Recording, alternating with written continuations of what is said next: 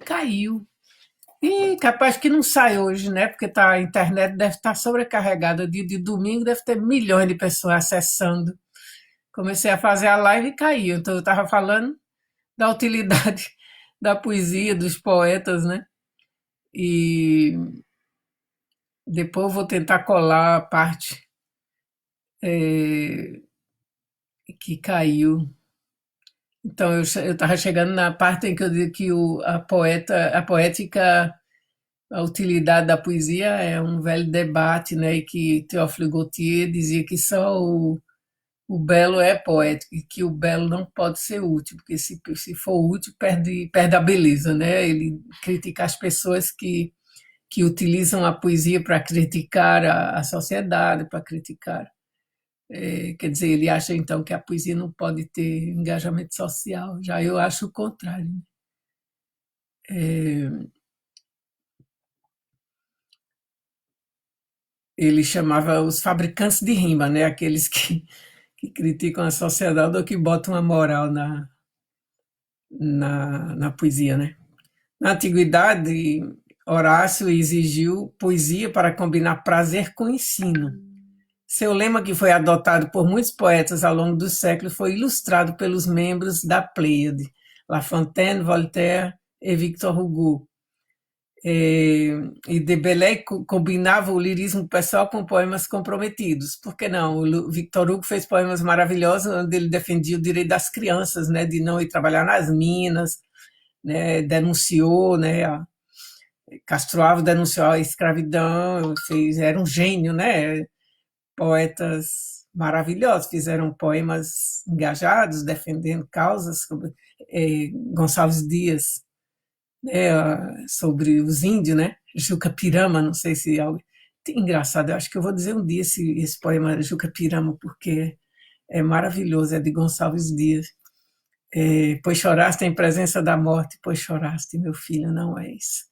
Esse é, nossa, eu vou ler ele um dia, me lembrei agora.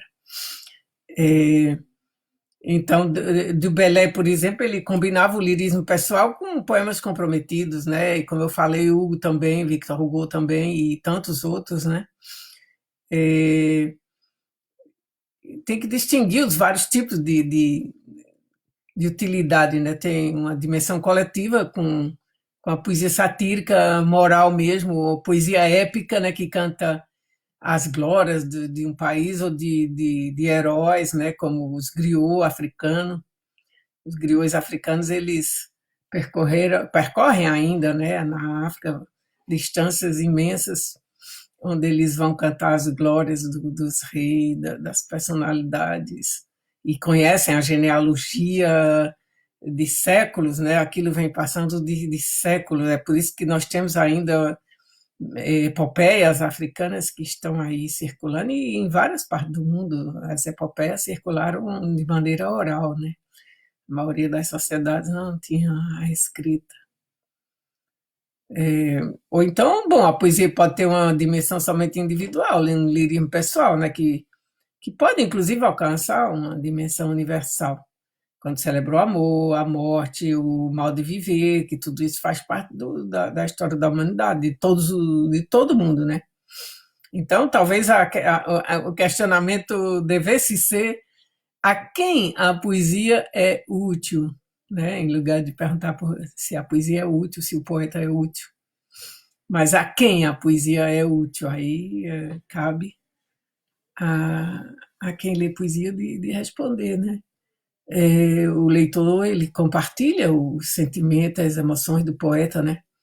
Enquanto que os críticos da poesia, que geralmente os críticos da poesia não escrevem poesia, então eles não podem ter o deleite, o prazer de saber, né?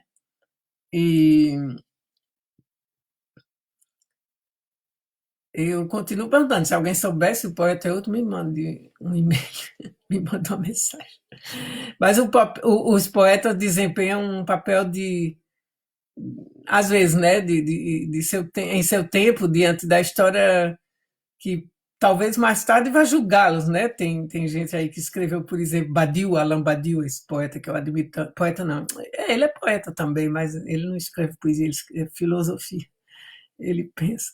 Ele escreveu Ele fala numa das conferências dele teve poetas que escreveram poemas para Stalin. E por que não? Poxa, se eles admiravam Stalin. Stalin era um poeta também, ele escreveu poesias, tinha muitos poemas, e eram bons os poemas dele. Não é porque ele se tornou um ditador que ele não tivesse alma de poeta antes, ou mesmo depois. É muito estranho o ser humano ele pode ser duas coisas, três coisas, muitas coisas, como Fernando Pessoa. E cada um age diferentemente, que sem ter consciência, né, do outro, esquizofrenia. A história julga, né? A história julga todo mundo. Talvez um dia, se meus pais forem conhecidos, vão julgar os meus também. Bom, mas essa questão tem sido debatida muito, muito, muito. Platão, ele queria banir os poetas da cidade, porque, segundo o filósofo grego, ele distanciava os homens da verdade, distorcendo a linguagem com sua imaginação. Olha que coisa, uma pessoa como Platão, que era o pensamento mesmo, cara, imaginar uma coisa dessa dos poetas é muita ruindade, viu? Deveria ele tivesse ciúme, porque não escrevia poesia. Não, os poetas eram considerados a imagem dos seus representantes, né? Antes se usava a palavra imitar, mas hoje em dia se fala mais de representação, né? Como eles representavam nas suas mensagens divinas os deuses, né? Orfeu, Apolo, e eles escreviam para esses deuses como se fossem esses deuses, né? Então, a quem o poeta pode ser útil? A ele mesmo, ao país, para o homem, para o seu autor, né? Há poetas que acreditam fortemente que eles têm uma missão, como, bom, tem doido para tudo, né? Tem gente que acha que é escolhido de Deus, outros acham que é povo eleito, outros povo maldito, né? Tem de tudo. As pessoas acreditam que tem uma utilidade pública. Ainda tem um pensamento aqui de Voltaire. Um instrumento a serviço de ideias para mover e reunir leitores. É isso que ele diz sobre os poetas. A poesia é uma arte da linguagem, uma arte de viver, um instrumento moral, dizia Paul Eluard. O poeta deve andar diante dos povos como um Hugo Victor Hugo Luiz, né? Ele chama alguns poetas de cantores inúteis.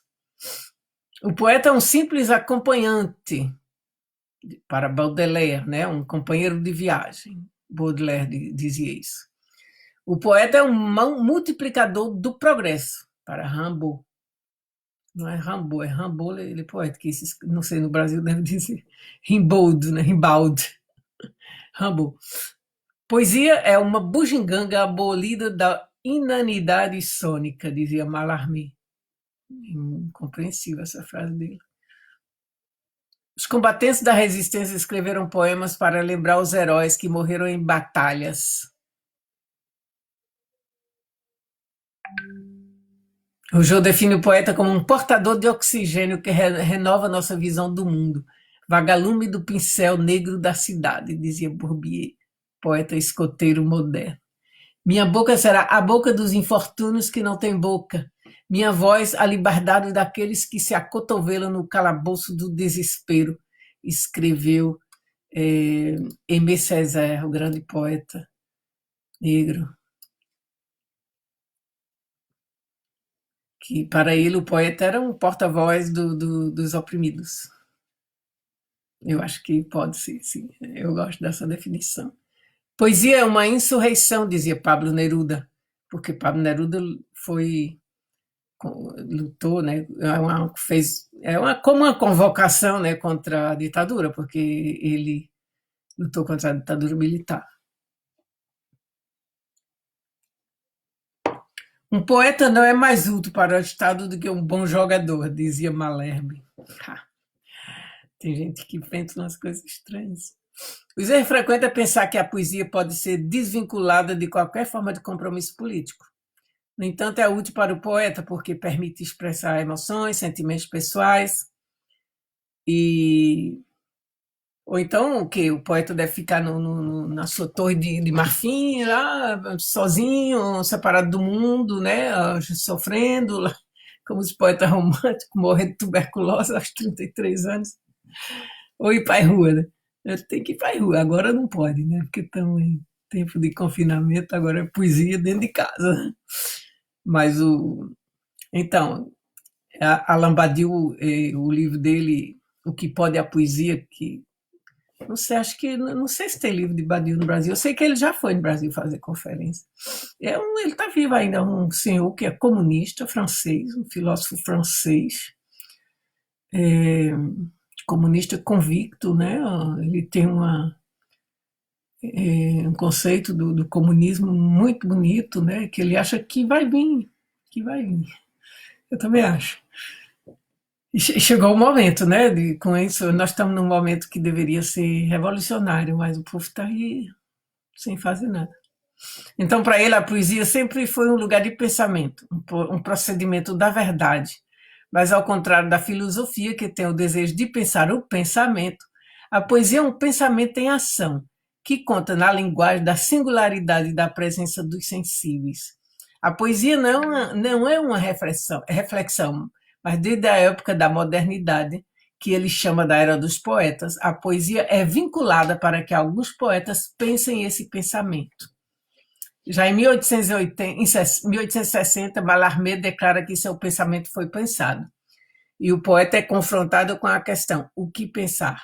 Com os recursos do poema enquanto essa pesquisa foi sendo encontrada como cenário do filósofo, a poesia contemporânea estabelece. Ei, eu já li tudo isso aqui, houve aqui um problema, caiu, coisa caiu. É, tá tudo atrapalhado, porque caiu. Ah, não, tá não, é que ele repetiu. Então, sobre a inconsistência e inclinação. Pelo contrário, a tradição poética propôs contar com uma ordem que acalma o caos, mas os poetas da era dos poetas querem abolir toda classificação, produzir um curto-circuito na circulação da linguagem, uma diagonal poética que corta os fios da corrente do pensamento. Organiza uma desorientação conduzida a ponto de nosso lugar não ser mais atestado em lugar nenhum. O poeta chama a dispersão, o desaparecimento. Tracle, há uma luz que o vento extinguiu, e Rimbaud, eu escrevi silêncios, noites, eu escrevi o inexprimível. Eu estava olhando para tonturas, mas é impossível para ele nomear a fonte dessas classificações. O poema é o poder infundado e indescritível do poder da linguagem. Não tem outra função a não ser manifestar esse poder. Aí um poema de Fernando Pessoa sobre a poeta. Não tenho ambições nem desejos. Ser poeta não é uma ambição minha, é a minha maneira de estar sozinho. Ou quando uma nuvem passa a mão por cima da luz e corre um silêncio pela erva fora. Porque quem ama nunca sabe o que ama, nem sabe por que ama, nem sabe o que é amar. Da minha aldeia vejo quanto da terra se pode ver do universo. Por isso, minha aldeia é tão grande como outra qualquer, porque eu sou do tamanho do que vejo e não do tamanho da minha altura. A minha ensinou-me de tudo. Ensinou-me a olhar para as coisas, aponta-me todas as coisas que há nas flores, mostra-me como as pedras são engraçadas quando a gente as tem na mão e olha devagar para elas. Fernando Pessoa era um poeta da natureza também, ele era como Spinoza, né? Deus era a natureza, o Deus de Spinoza é a natureza. Flor Bela Espanca. Bom, hoje tem bastante poetas portugueses, né? Flor Bela Espanca. Ser poeta é ser mais alto, é ser maior do que os homens. Morder com quem beija, é ser mendigo e dar como quem seja, rei do reino de Aquém e do além-dor. É ter de mil desejos o esplendor, é não saber sequer que se deseja, é ter cá dentro um astro que flameja, é ter garras e asas de condor. É ter fome, é ter sede de infinito, por elmo, as manhãs de oio e de cetim, é condensar o mundo num só grito. é amar-te assim, perdidamente, é seres alma e sangue e vida em mim, e dizê-lo cantando a toda gente. Linda, né? Flaubert Espanca. Coisa maravilhosa ela escreveu. A poesia vai acabar. Poema de Manuel Antônio Pina, também um poeta português do Porto, do século passado, século antepassado. A poesia vai acabar. Os poetas vão ser colocados em lugares mais úteis, por exemplo, observadores de pássaro, enquanto os pássaros não acabarem.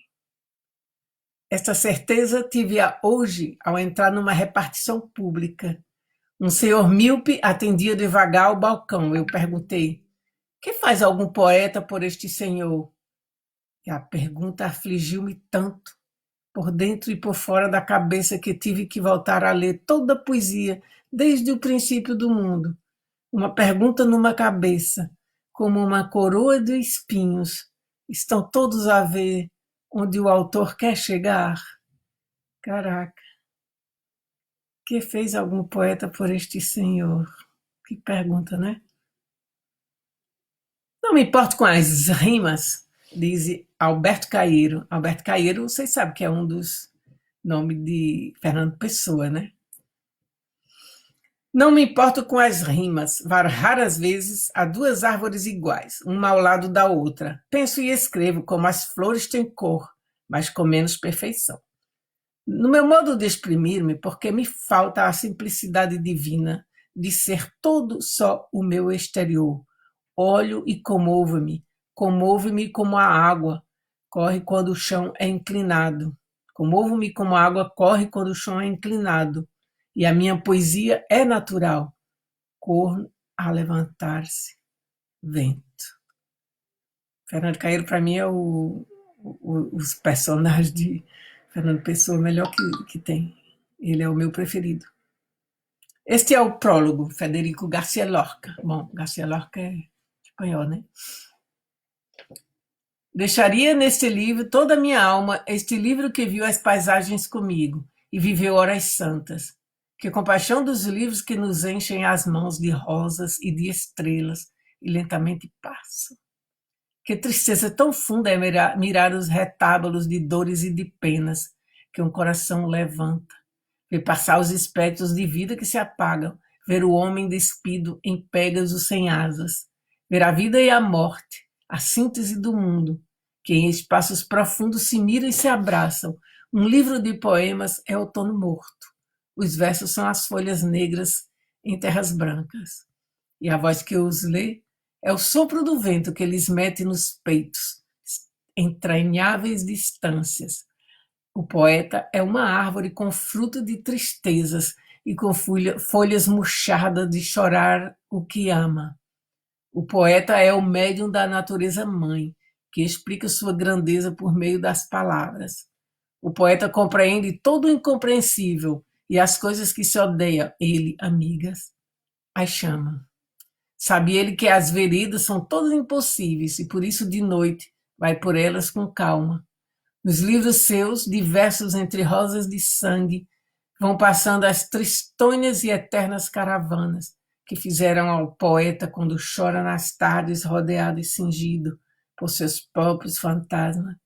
Poesia amargura, mal celeste que manda de um favo invisível que as almas fabricam. Poesia, o impossível feito possível, harpa que tem em vez de cordas chamas e corações. Poesia é a vida que cruzamos com ânsia, esperando o que leva nossa barca sem rumo.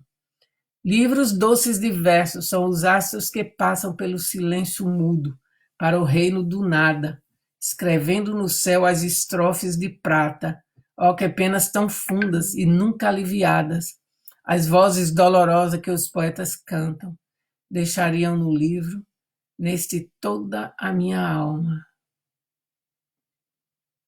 Por todos os caminhos do mundo. Fernando Namora. Fernando Namora era também um poeta português, que era médico. A minha poesia é como uma vida que vagueia pelo mundo, por todos os caminhos do mundo, desencontrados como os ponteiros de um relógio velho, que ora tem um mar, espuma calmo como luar no jardim noturno. Ora um deserto que o cimo veio modificar, ora a miragem de se estar perto do oásis, ora os pés cansados, sem forças para além.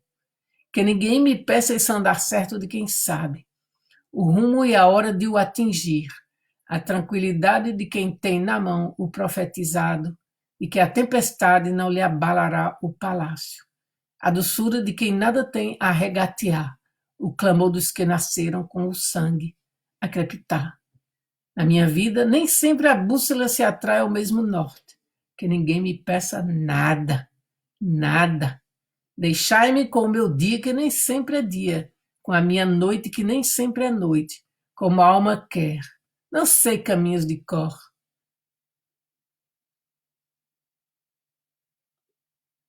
Não sei caminhos de cor, nem eu.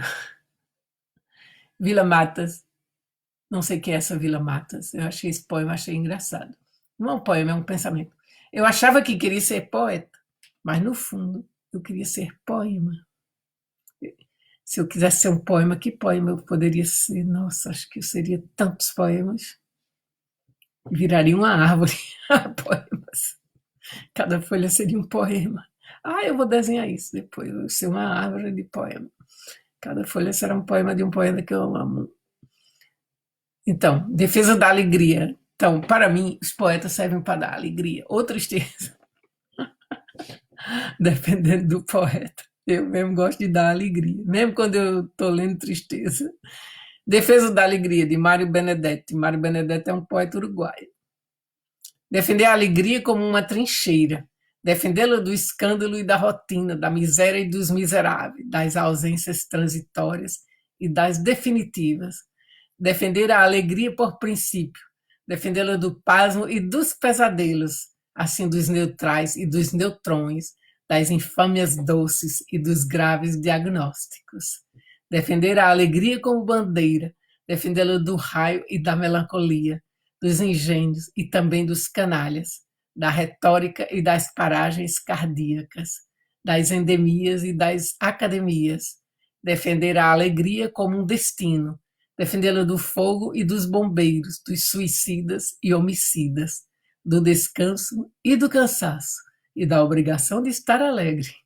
Defender a alegria como uma certeza, defendê-la do óxido e da rônia, da famigerada patina do tempo, do relento e do oportunismo, ou dos proxenetas do riso. Defender a alegria como um direito, defendê-la de Deus e do inverno, das maiúsculas e da morte, dos apelidos e dos lamentos, do azar e também da alegria. Com isso eu deixo vocês. Boa noite. Saiu hoje meio desmatelado, né? Porque houve esse corte, a Facebook caiu, então deve. Depois eu acho o pedaço por aí, se ele tiver gravado. Então, obrigada, até amanhã e alegria.